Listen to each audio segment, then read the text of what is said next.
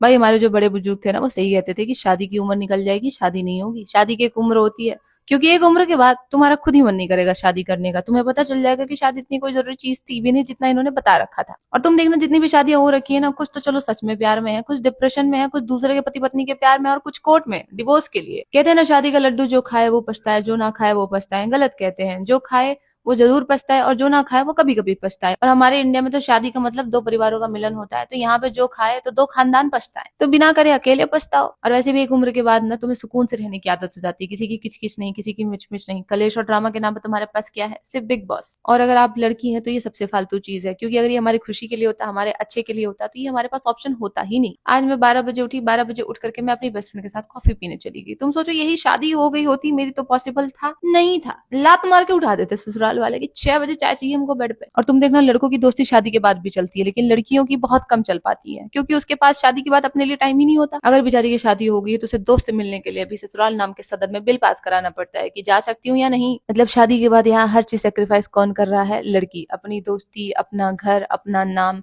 और प्रॉपर्टी। नहीं, property sorry, वो प्रॉपर्टी तो देते नहीं है ना। किसी ने मुझसे बहुत पहले पूछा था कि लव मैरिज या अरेंज मैरिज, आप किसे सपोर्ट करते हो? I would say no marriage, क्योंकि अरेंज मैरिज में लड़की सब्जी में नमक कम है तो पिट रही है, लव मैरिज में चाय में चीनी कम है तो पिट रही है, लेकिन पिट रही है। लेकिन एक सेकंड के लिए दिन में तुम्हें लग सकता है कि काश कोई होता, काश मेरी भी शादी हो गई होती, लेकिन एक सेकंड के चक्कर में पूरी जिंदगी तो जंड नहीं करोगे ना। और आजकल ये जो शादी से पहले चला है ना कि टॉकिंग स्टेज, सिचुएशनशिप, फिर रिलेशनशिप, कितने भी जहाजों में सवार हो लो दोस्त, तुम्हारा टाइटेनिक भी एक दिन डूबेगा। और जब डूबना ही है तो फिर सवार ही क्यों होना।